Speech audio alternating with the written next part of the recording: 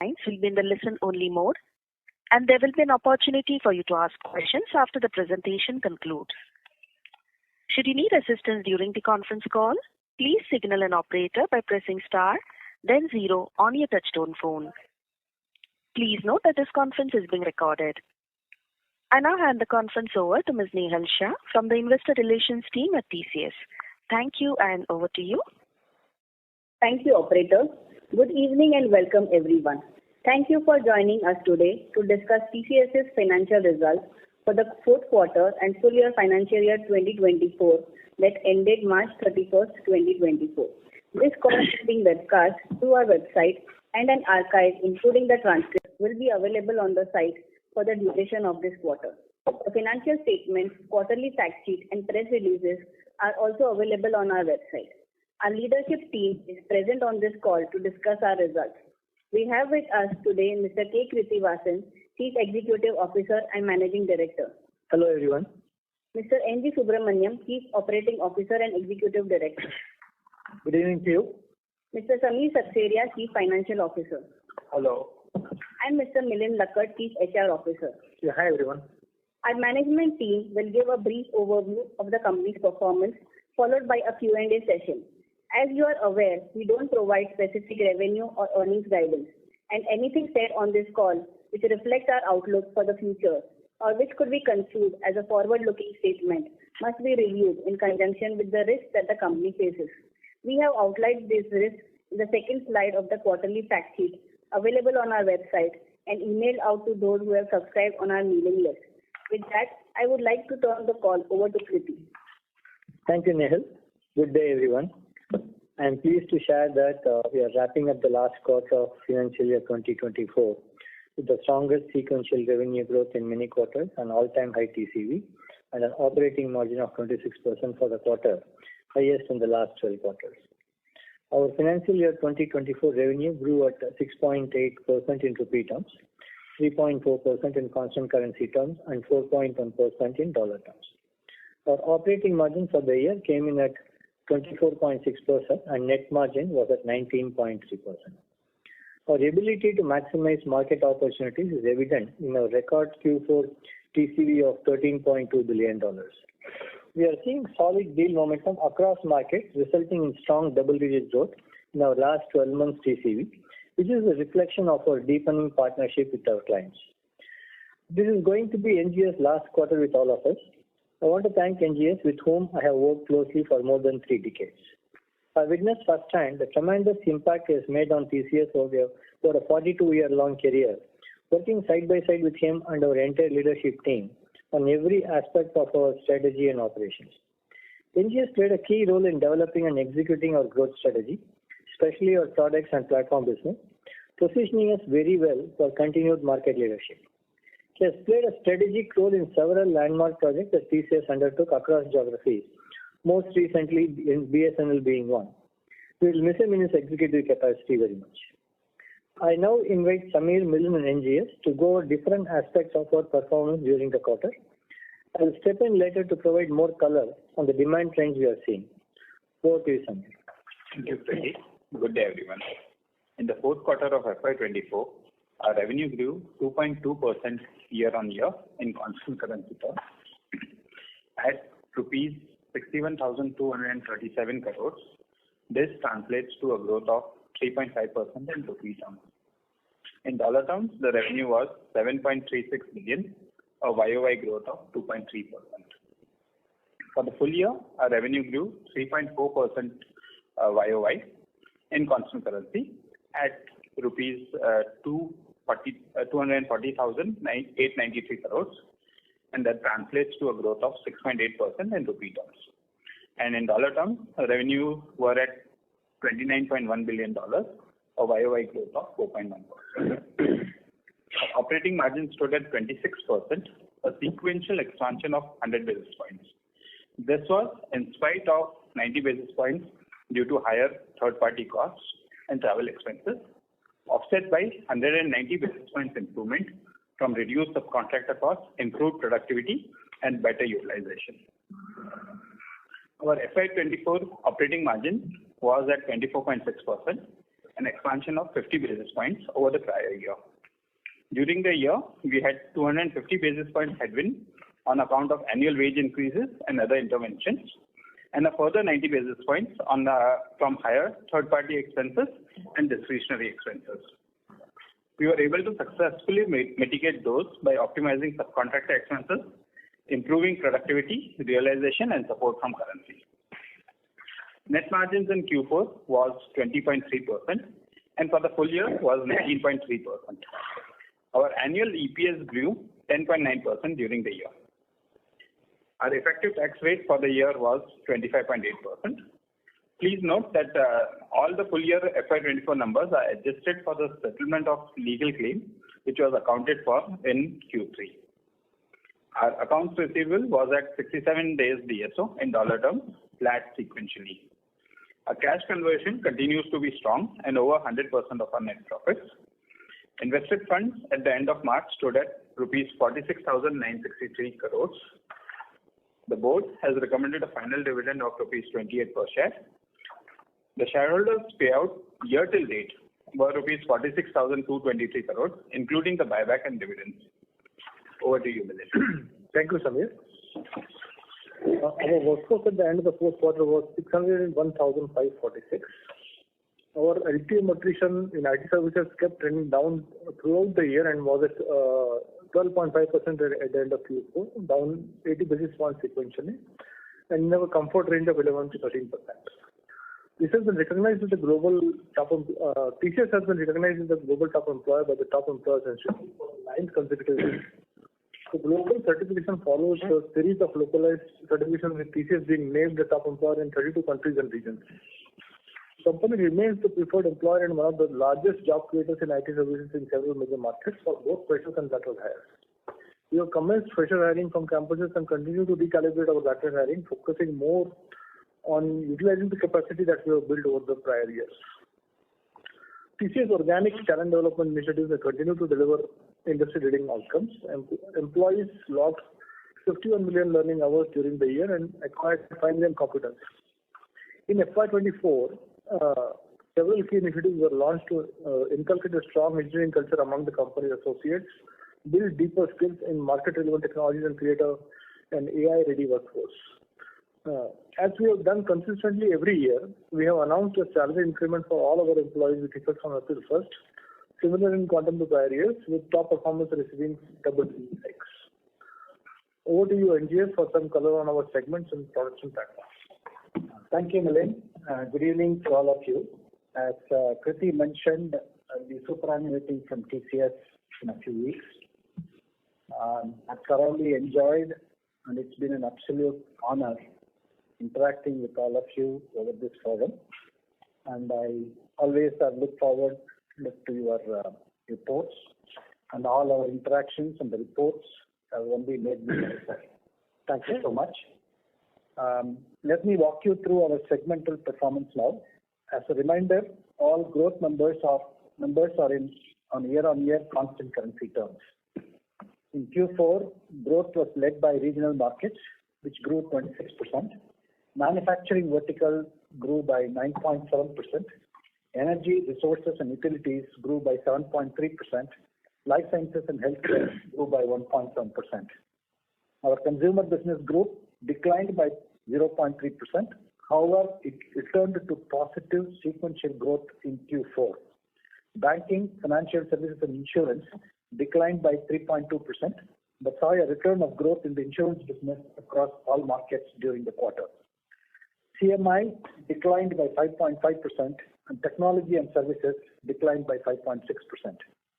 Among major markets, the United Kingdom led with 6.2% growth. Continental Europe declined by 2.2%.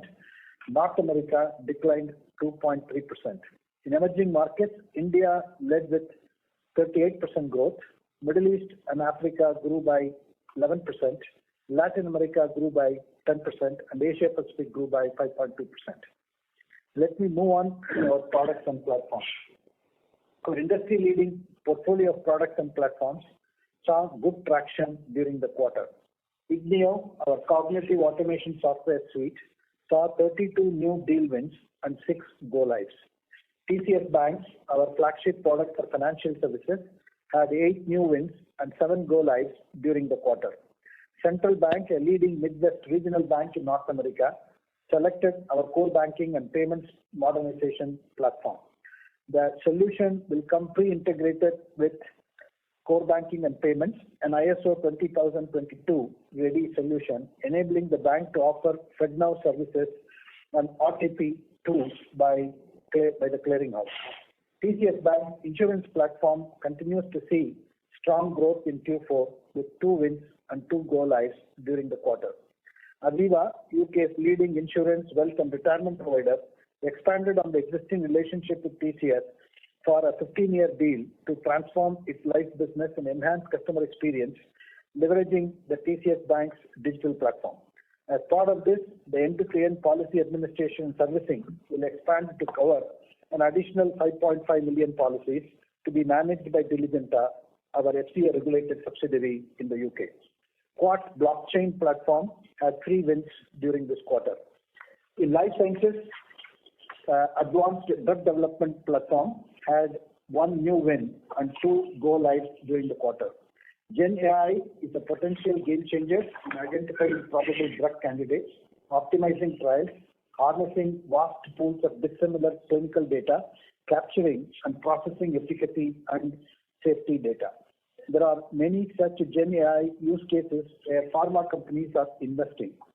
TCS ADD platform is actively working on POCs on Gen AI across multiple innovative use cases, including literature insights, patient insights, safety case processing, and medical writing. TCS Optumera, our AI-powered merchandising optimization suite, had 1 new win in Q4. A Dutch retail client of ours has transformed its pricing strategies in their 800 Netherlands stores for the last 7 years with TCS Optumera, fulfilling their promise of providing high quality at low price. Our product will now drive their pricing initiatives in Belgium that will help them improve usability, provide flexibility in pricing, and help maintain consistent pricing position.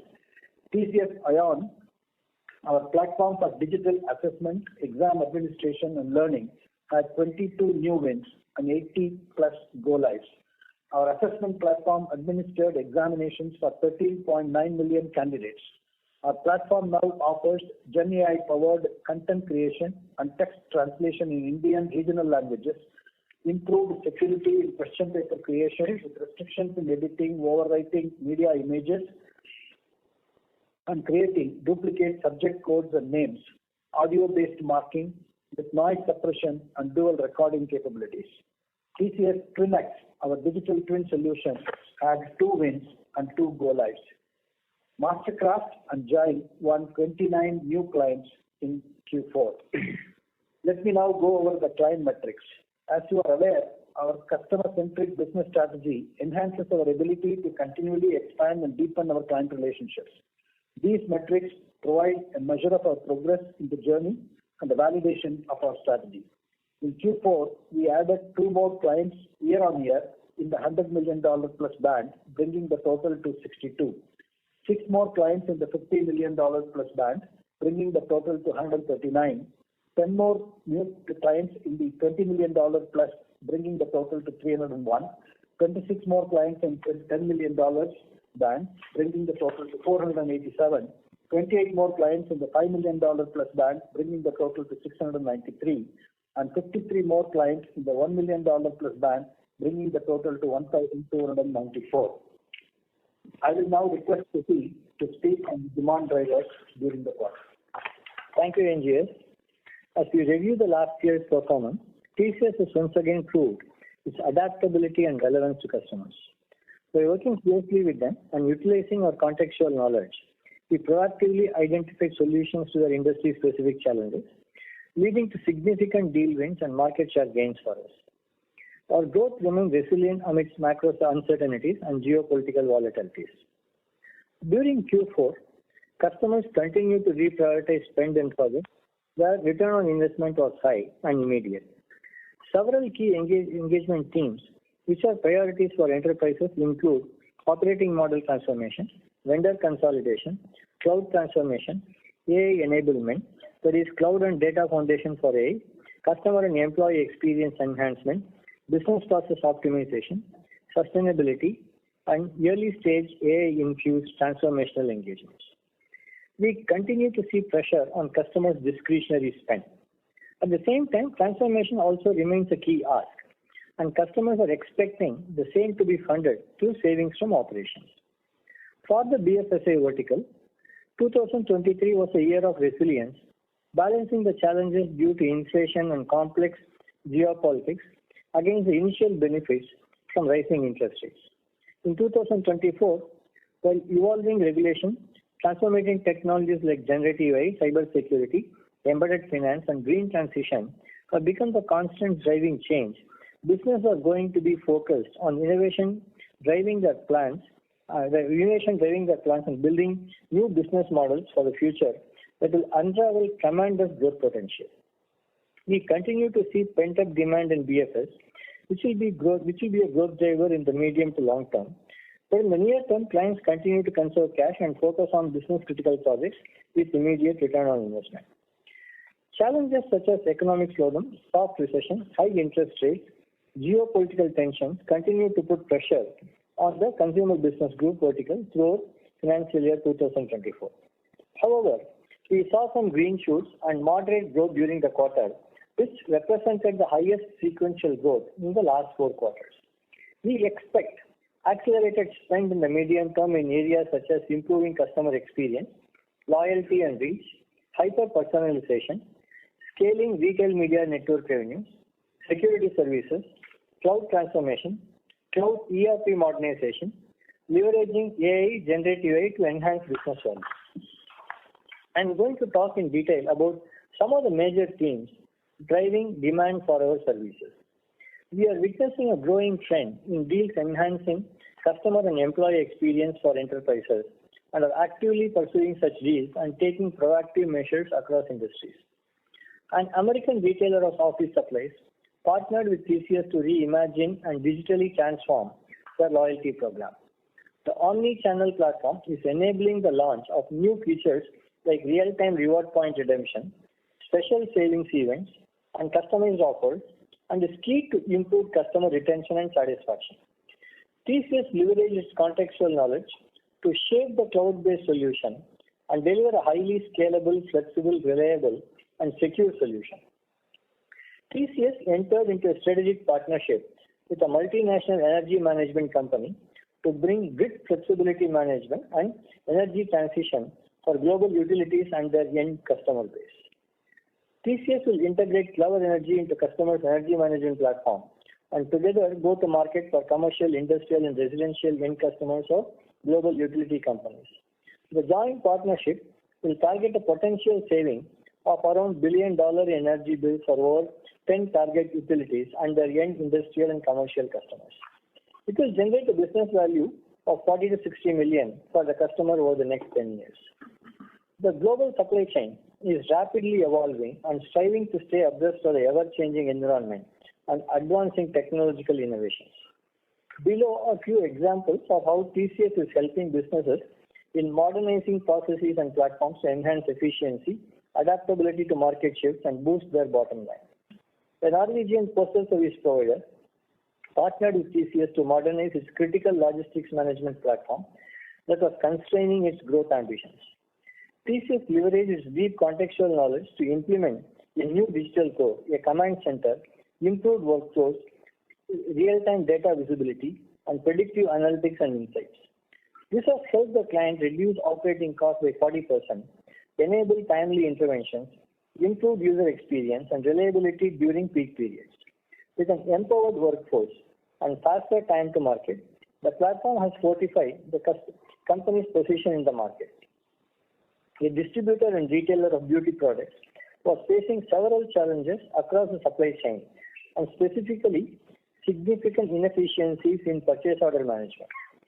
TCS assessment found that over 50% of the POs contained errors and investigation was cumbersome. A control tower with an automated exception handling and shipment notification and streamlined vendor approvals was implemented. This reduced manual intervention in PO processing by up to 90%, significantly mitigating the risk of human error, improving operations and vendor relations. ESG has gained traction amongst organizations and is becoming a crucial investment. The need for emissions reporting and regulatory compliance towards net zero commitment is driving new business of data collection and deriving insights. Sustainable financing has emerged as a top priority and is driving the transition towards a carbon neutral economy. Our clients actively seek our expertise to develop innovative technology-driven solutions that leverage IoT, AI, and advanced analytics, aiming to reduce energy and resource consumption, monitor and measure greenhouse gas emissions throughout the supply chain, minimizing carbon footprint, reducing waste, promoting recycling, and reporting their sustainability initiatives. A Nordics major partnered with TCS to enable ESG credit risk assessment with varied degree of automation and complexity, aligned to the sustainable financing approach for corporate customers. With an efficient and harmonized approach, this program improved ECB regulatory compliance covering 4 out of 6 regulatory requirements. Our solution has flexibility to accommodate future regulatory requirements and supervisory expectations and enables a risk-based approach to ESG assessment and monitoring. Artificial intelligence is beginning to permeate our lives incrementally through everything from the tech powering of our smartphones to autonomous driving features on cars to the cool applications retailers use to surprise and delight consumers. As a result, its progress has been almost imperceptible. Moving on to generative AI, excitement over this technology is substantial. Generative AI is steadfastly at the forefront of the technology trend, and customers are on the lookout for POCs on the efficiencies that can be enabled by generative AI in application development, application maintenance, and deployment automation. The full realization of generative AI's benefits will take time, and enterprises and society still have considerable challenges to address. These include managing the risks inherent in generative AI, reskilling and upskilling the workforce, and reimagining core business processes. Customers are looking at scaling out POCs and pilots by implementing necessary guardrails. TCS has been making all the relevant investments required to participate in this opportunity. Last year in August, we launched our AI.Cloud business unit, bringing together the power of cloud data and AI, including generative AI, into a dedicated group that builds on our strategic hyperscaler partnerships and deep relationships with our other major AI players. We launched AI.Cloud Academy, which provides our associates with a powerful platform to train, get certified, share knowledge, accelerate deployment, and play in our unique AI experience zone. We have one of the largest pools of employees trained on artificial intelligence and Gen AI competencies. The type and size of opportunities are evolving, with a noticeable shift towards larger, more strategic projects that encompass cloud and AI technologies. As assist use cases become augment, it will drive underlying initiatives on cloud and data. We are gradually seeing a few generative AI use cases moving to production. Generative AI's ability to create new data and content is driving innovation across sectors. We expect wider adoption in financial year 2025 with focus on seamless integration with current workflows with a human-in-the-loop approach. TCS has partnered with a large turbine manufacturer to identify duplicate parts in the system, which are resulting in suppliers being charged different prices for the same item, causing losses to the manufacturer. TCS has leveraged AI to extract defined attributes from the information stored in PDFs to create a data model to identify the duplicates that resulted in $15 million annualized saving for the manufacturer. TCS is helping an enterprise in the material handling business to help service engineers with specific insights for equipment. The machine learning-based solution, complemented with generative AI, is directed to understand both structured and unstructured data around equipment manuals and enterprise data and equipment manuals and enterprise data, and generate targeted instructions for service personnel to improve productivity and reduce the equipment service insights. In the past, cost and optimization benefits led to cloud adoption. Today, cloud is not merely a technology to adopt, but a strategy for business transformation and growth itself. Cloud technologies enable us to overcome existing limitations of scale and bring partners, data, supply chains, and customers together and connected. TCS has been working closely with clients on fine-tuning their cloud strategies. The following examples demonstrate this partnership. OpenReach, UK's largest digital network provider and a part of the BT Group, wanted to implement a cloud-native microservices architecture. On a mission to roll out fiber connectivity across the country, OpenReach realized an overall enterprise rehaul was urgently required. TCS designed a modular and scalable orchestration engine on cloud which streamlines the entire fulfillment journey from order to billing. It provides real-time business insights while optimizing costs and reducing the total time to market for the customer.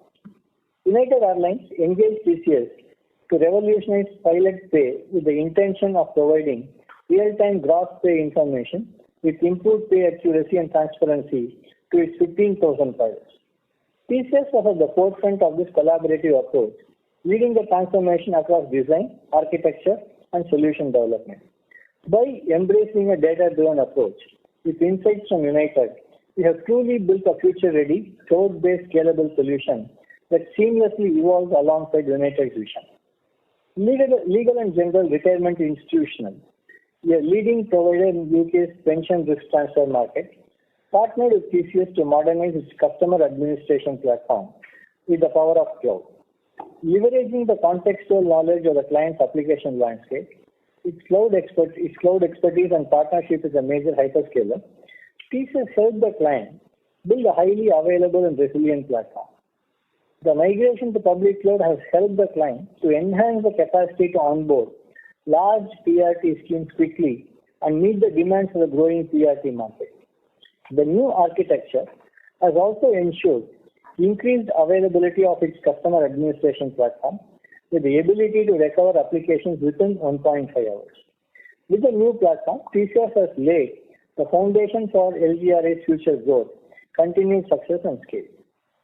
Fueled by cloud-native capabilities and data-intensive technologies like AI, GenAI, and IoT, enterprises can harness insights and apply skills and knowledge to spur innovation to the benefit of all, whether it's involving solving complex societal and climate challenges or creating new markets and revenue streams.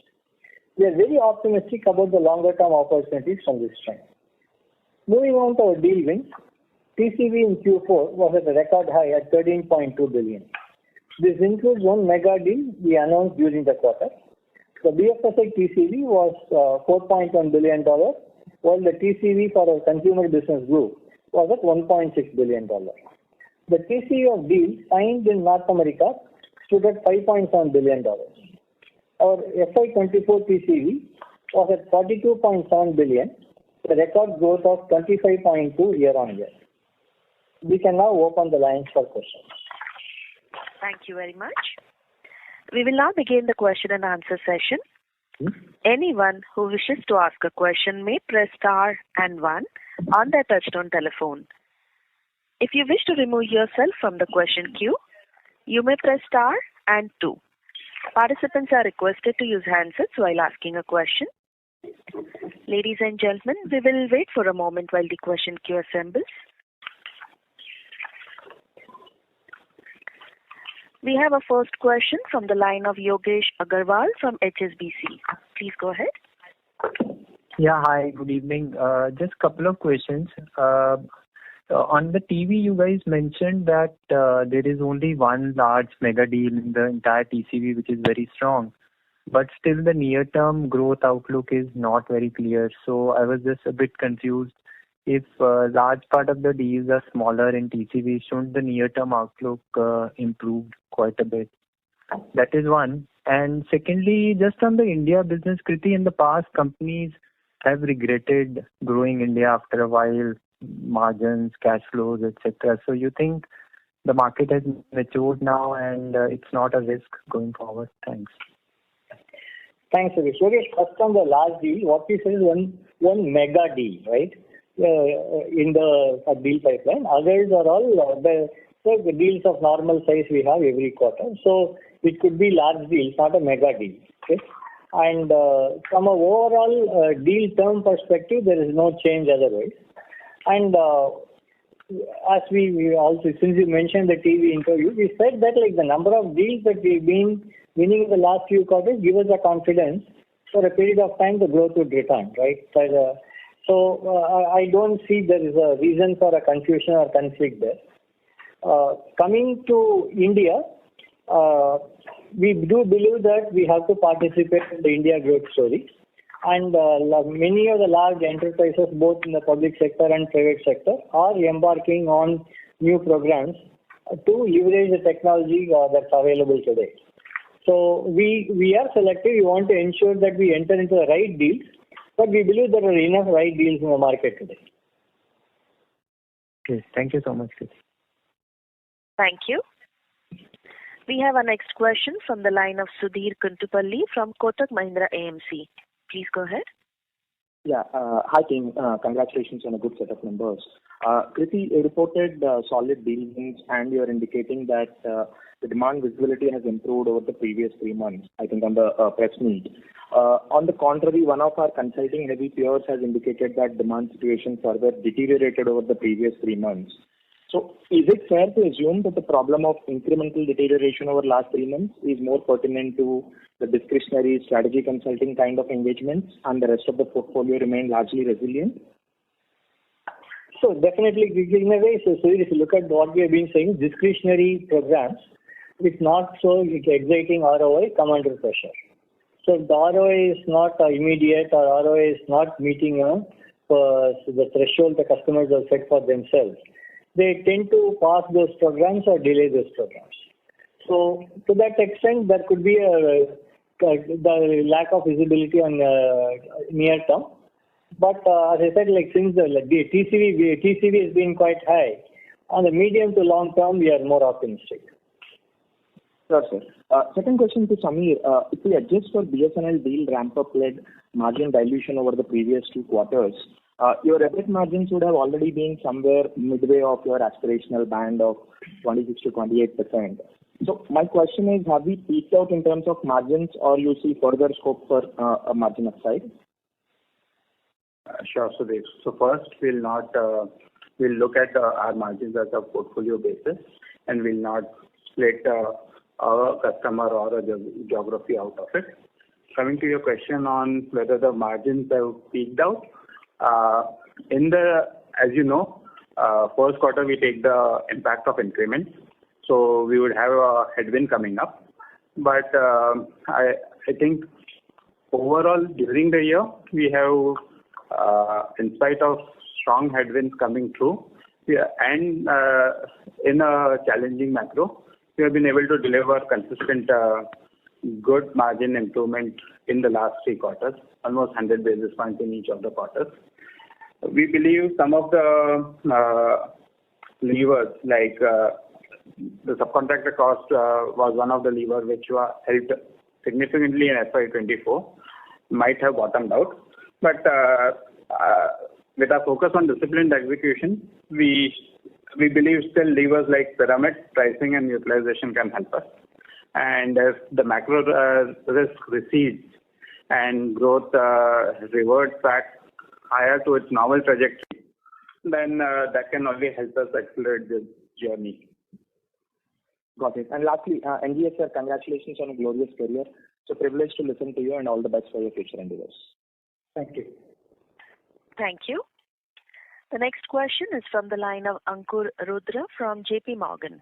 Please go ahead. Hi, thank you. Just the first question is on, the strong signings momentum you mentioned.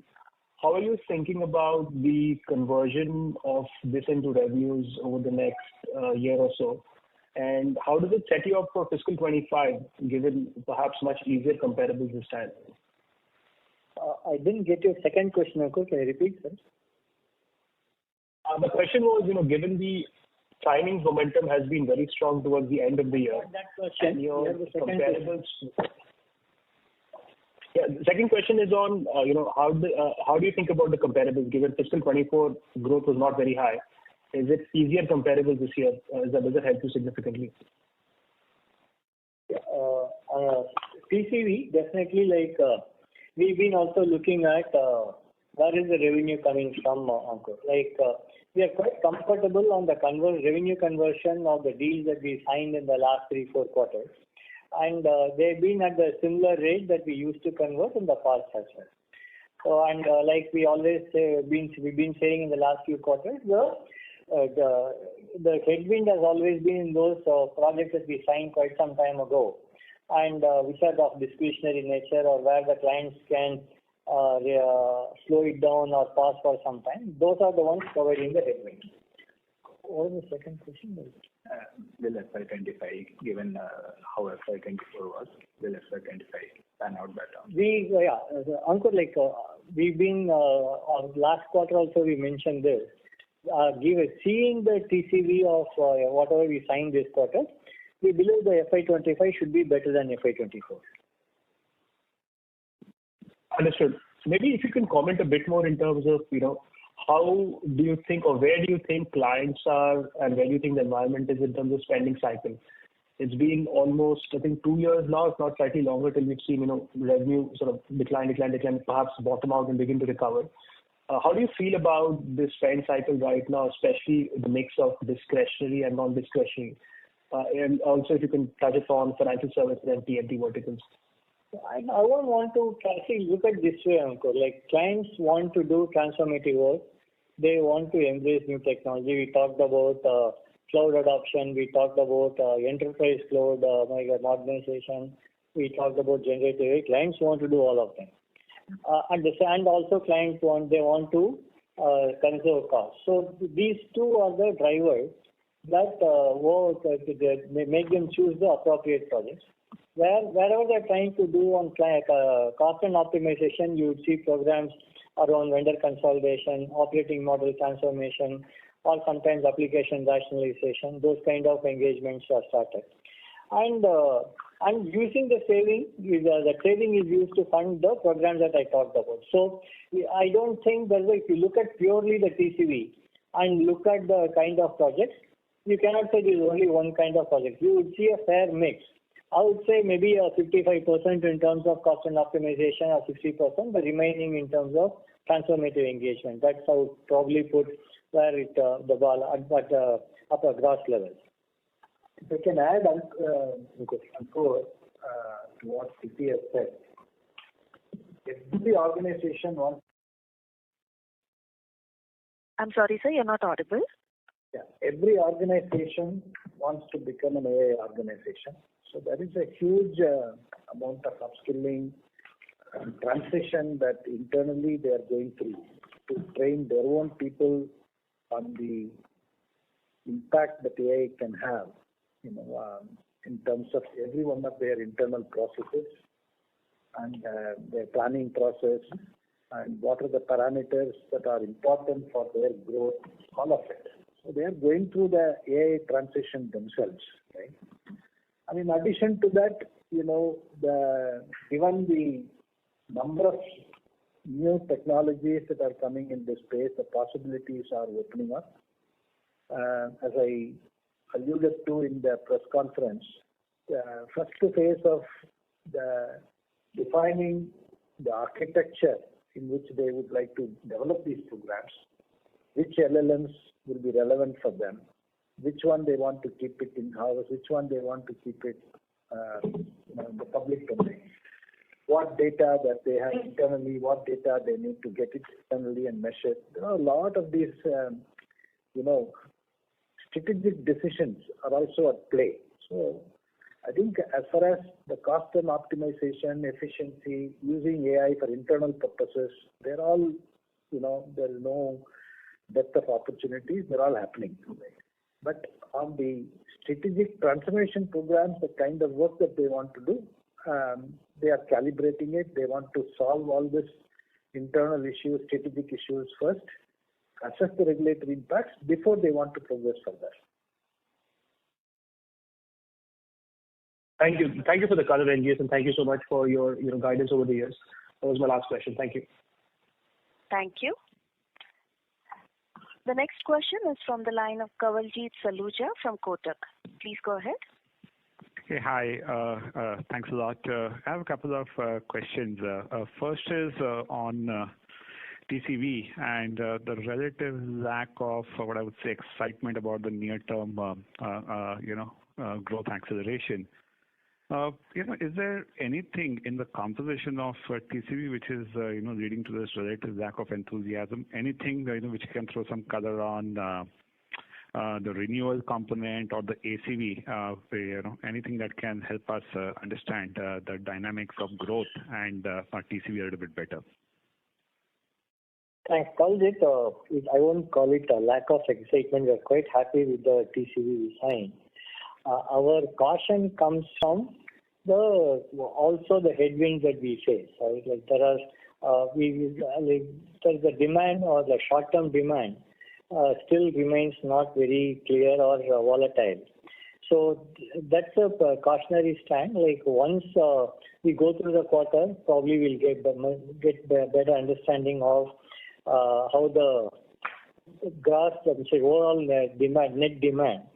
So we are quite happy with the TCV. The TCV is, we've been able to convert the TCV into revenue very well.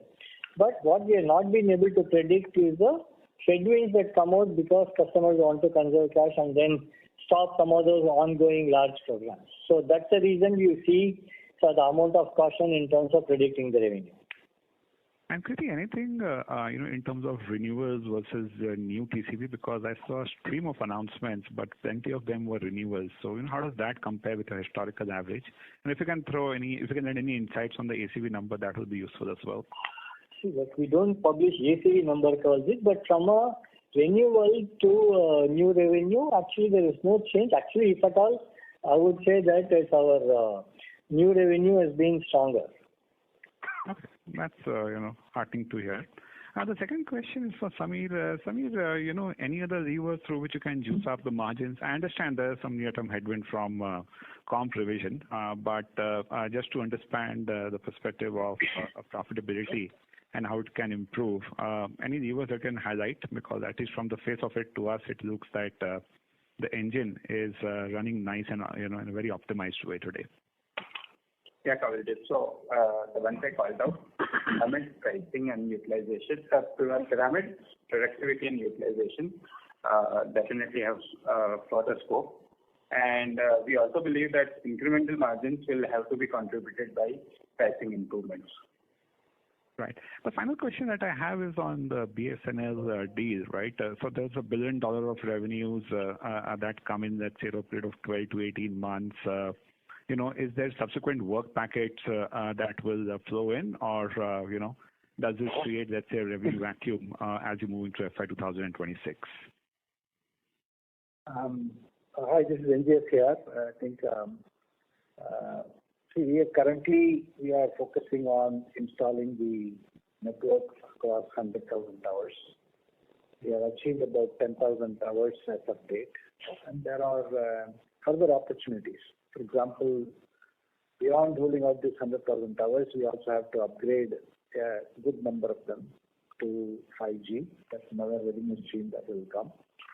And then subsequently, the maintenance support and aspects is for the next foreseeable future. That's another thing that is expected.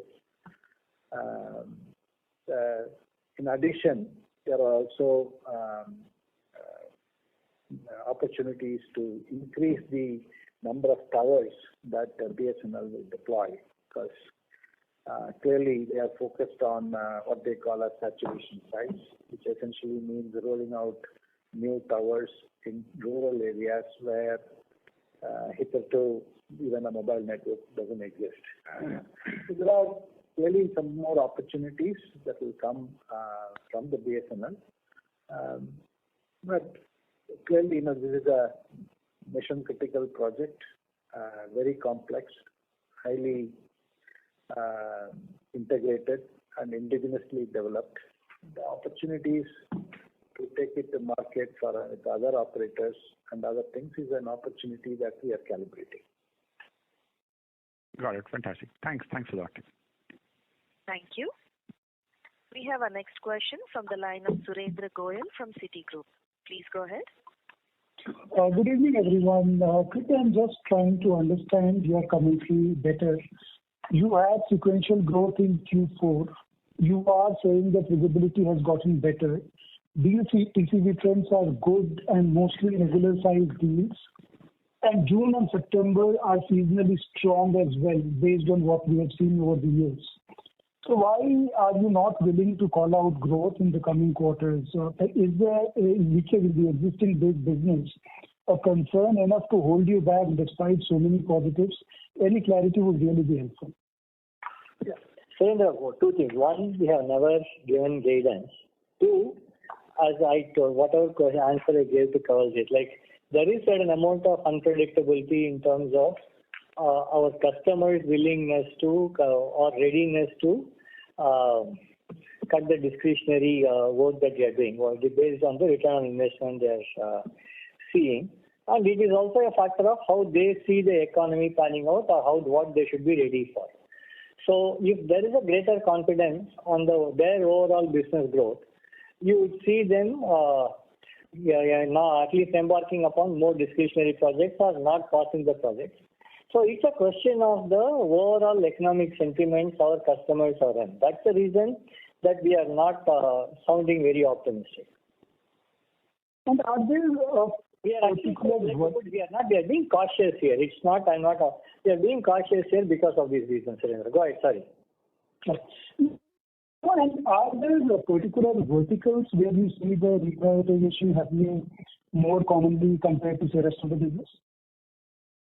No, it comes from like their individual perception on where there are some programs that we have seen a number of incremental enhancements are supposed to be done. But when they see the new enhancements not going to yield greater value, they don't do those enhancements. They stop at whatever after the initial set of modernization. So, or we have seen programs where they signed up to initially a very high SLA, but they realize that given the current environment, that kind of SLA is not required. So then you have a lesser number of associates handling the same program with a reduced SLA. So you see a mix of, and there was one instance where the customer sold off that business to somebody else, or they got out of that business. So they ran down the people in that program. So, and some of these decisions happen at a very short notice. So this is broadly the spectrum we are seeing. And just a housekeeping question, are any deals which get cancelled either because of customers selling off of the business or any other reason, what you report, is that a net number or just a gross number? No, what is a net number or what is? No, what I'm saying, see, if you had signed a deal 6 months back and then the deal got cancelled, would this quarter be net of that cancellation, or the cancellations are not accounted for? Our TCV is only what we sign new in a given quarter. Understood. Thanks. And yes, thank you for all your insights over the years and all the best. Thank you so much. Thank you. We have our next question from the line of Gaurav Rateria from Morgan Stanley. Please go ahead. Hi, thanks for taking my question. Just wanted to get a little bit better trends on BFSI. You did talk about insurance vertical growing during the quarter across geographies. If you could lay out in terms of outlook within BFSI of subsectors, what's going to grow and where the visibility is higher, where visibility is still not there, that would be very helpful. Hi, Gaurav. This is NGS here. I think overall, our engagement with our customers in the BFSI segment has been terrific and very good partnership that led to about 4.5 billion worth of TCV during the quarter. Insurance is doing well. Capital markets is almost every stock market is doing well. So there are increasing opportunities that are coming, but largely in putting controls, risk and safety measures as opposed to trading systems or payment settlement systems, because they're all working, they're all scaling. and they don't want to touch it, and they have invested a lot on the algo trading, everything. On the retail banking side, clearly payments and wealth management are two significant areas where we have customers wanting to try out new technologies, and especially portfolio management, portfolio optimization, and using GenAI to rebalance and then reducing in a way that increasing their own productivity and giving that agility to their customers is something that we are seeing, and identifying arbitrage opportunities on the fly. These are all cases that people are trying it out, and there are opportunities in payments specifically and wealth management on the retail segment. Market infrastructure side, there are a good number of programs are in the pipeline. As you know, we signed up the deal with ASX, Australian Stock Exchange, and we implemented one of the most complex commodity systems for MCX. And we continue to engage with customers of ours like London Clearing House and other firms. Large market infrastructure programs in payments modernizations, and almost every market they are considering to implement something like a UPI, faster payments, instant payments. These are all discussions that are going on, but these are all long-term projects, so deal cycles are expected to be longer. I hope that gives you a perspective. Thank you for the very comprehensive answer. Just a follow-up on this, where are you seeing the unexpected ramp downs or behavior of client decision making within these segments, and any likelihood of that kind of continuing? I mean, are you expecting this to continue in the current quarter as well? I think I can't really pinpoint something, except that if you take our BFSI segment, for example, most of our customers, they're all long-term strategic customers for us. We have enjoyed a phenomenal relationship and partnership with all of them. So we sign deals and they commit deals to work with us. But then at the same time, they come back and then say that, look, yes, I signed this deal and then I want to defer this for about a quarter. Even though contractually they may not have that option, we remain flexible with them, and then we have to accommodate them in the interest of our long-term relationship, and culturally we are like that, right? So from that perspective, we see some volatility in decisions because, for example, if they face a headwind, they need to come back and then talk to us and then say that, look, can you execute this program in terms of 12 months? Can you do it over 18 months or 24 months? And such things happen, then it's an unplanned, let's say, distribution of work that we need to manage. And customers love us for that, right? So I think we will continue to operate in that fashion. And it is that volatility which we are not able to predict. And at the same time, today there are so many startups coming in AI. Some of them, they say that, look, maybe I want to invest in that startup rather than building it myself. Why I wanted to build it, but today I want to see that the conceptually what they are coming up with is interesting. Maybe I will invest in them and then accelerate their journey and adopt that technology. So these are all the volatility that we see in the marketplace, for which, we will have to be respectful of their thoughts and decisions and accordingly align ourselves to this. And that's the volatility which I'm not able to predict and I'm not able to communicate it. We only echo what we see and what we hear from our customers to all of you. Thank you very much. Last question for Samir. On the comfort band of 26 to 28%, you did talk about pricing to be one of the levers that will be required to sustain the margin in that. In the current environment, do you expect this to play out in the coming quarters based on the kind of deals that you have signed, or is it more of a factor that could be at play only when the discretionary spend were to return back? Thank you. No, so we believe that incremental margins will have to be contributed by pricing improvement. That need not be through an immediate pricing increase, but will need to be will need to work out structurally, and towards that, it would be a combination of various factors. Overall portfolio-based pricing increasing, renewals getting priced in at a higher price, or when the renewals happen, asking for a price increase, or the overall new deals which come in get factored at a higher price. So I wouldn't expect it in one quarter, or we go and ask for a price increase to a customer and we would get it. Thank you. Thank you.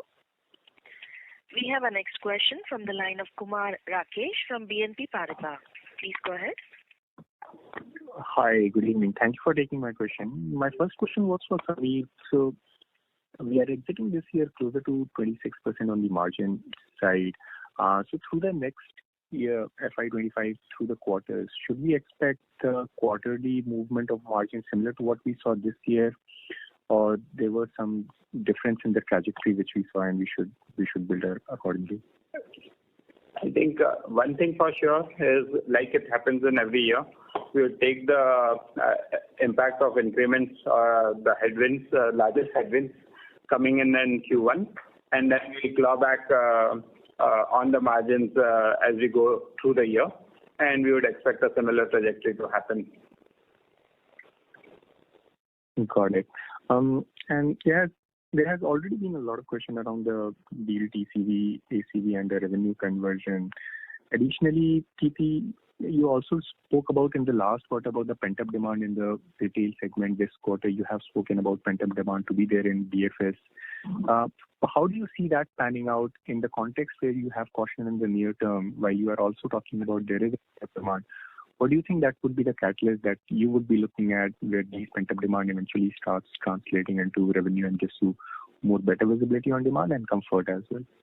Kumar, to me, once the customers are comfortable about their demand environment, about their market, or for instance, insurance today, they look at their long-term growth to be, for manufacturing, we find there is a lot of activity. So in those sectors, we find there is an investment happening. So it is a factor of those individual businesses. Capital markets has done reasonably well this quarter. We found that spend happening in the regulatory sector, the risk and compliance. So it depends on the individual customer, and wherever they see that there is a greater confidence of their business, you would see the pent-up demand also being satisfied. And as long, again, it's also depends a factor of what is the return on investment that particular investment will give them. So it's more a factor of the individual business and the client's outlook. Got it. So in any of the verticals or pockets, have you already started seeing this pent-up demand starting to I won't call it pent-up demand, but as I spoke in my original commentary, for consumer business, now we have started seeing green shoots in pockets. Even this quarter, we found airlines, transportation doing very well. So you would see pockets in each of these verticals. I won't say in any given vertical, you may not have all sub-verticals return to growth path, but there will be some sub-verticals that would return to growth path. As I said, this quarter insurance grew well, airlines and transportation grew well. Manufacturing, by and large, most of the segments in manufacturing grew well. So this is what we are seeing. Perfect. That's very helpful. Thanks a lot. Thank you. Ladies and gentlemen, that was the last question for today. I now hand the conference over to the management for closing comments. Over to you, sir. Okay. Thank you, operator. So you're not audible? Thank you, operator. We are very pleased with our financial year 2024 performance, growing at 3.4% in constant currency amidst the macro uncertainty prevailing in the major markets. Our Q4 revenue grew 3.5% in rupee terms and 2.2% in constant currency terms. Deal momentum continued to be very strong in Q4 with our order book at $13.2 billion for the quarter and $42.7 billion for the full year. Our Q4 operating margins improved to 26%, an expansion of 100 bps sequentially. Our net margin in Q4 stood at 20.3%. Our LTM attrition in IT services fell further to 12.5%. We continue to deliver resilient results, winning market share and balancing growth with profitability. We have an exceptional leadership team and an extremely dedicated workforce. It has been every TCSer's hard work during the year which fueled our collective achievements, and I would like to thank each one of them for their contribution to the company's success. With that, we wrap up our call for today. Thank you all for joining us. Thank you, members of the management. On behalf of TCS, that concludes this conference call. Thank you for joining us, and you may now disconnect your lines.